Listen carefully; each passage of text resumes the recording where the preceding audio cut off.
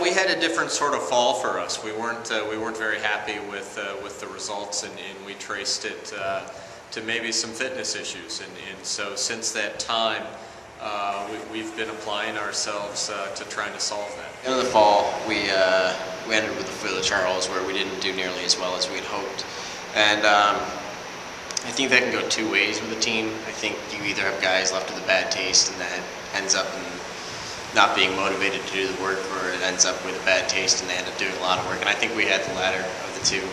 We had a lot of guys go home over winter break, do a lot of good work. Winter camp down in Palm Coast, Florida went really well. Again, the focus there was just getting in some good quality miles and working on building up the fitness base. And certainly the last 7 weeks of indoor training between our tanks, the sliders, and the ergs, doing a little bit of running. We've been able to use our time pretty well, I think, and I feel like we're in a good spot. Winter training is 8 weeks of just gruesome indoor, steady state and power work, and we're used to being on the water, and so for 8 weeks there we're just kind of crammed in a room together. And I think the guys have handled it really well. The attitude's been good, the work's been good, and I think we're going to have a pretty good PR rate coming up on our 2K test. People that can row year-round in our sport will tell you that's a tremendous advantage, and the people that are indoors for part of the year will tell you that's a tremendous advantage. So I think it depends on you make the best of the situation you have. One of the things that being indoors all winter does is it makes you really, really excited for going back on the water. This transition goes a little better than the winter training trip transition. With our tank and other facilities we have, it's a pretty smooth transition back on the water. So we'll head down to South Carolina.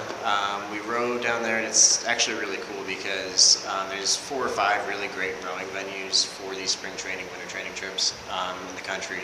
So when you go down there, you almost always end up down there with a couple other teams, men's teams, women's teams. Last year when we were there, we saw BU and Marist and a couple other teams. That's just awesome because you get to train with, or at least be around other teams, and there's a lot of positive energy because no one else has seen the water for a long time.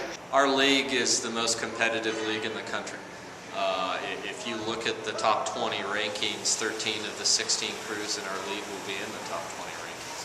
Fiercely competitive from top to bottom, and if you get caught up in individual stuff, it makes for a pretty long season. So we try and we'll use our first race down in Princeton, the scrimmage opportunity with them to sort of assess where we're at, and then just week by week, it doesn't matter what color shirt you're racing, you're just trying to get better, and you're trying to use the other crew to make you faster. I think everyone's goal for the most part is Eastern Sprints and IRAs, and for us it's going to take getting every bit of speed we can between now and Eastern Sprints, and between Eastern Sprints and IRAs.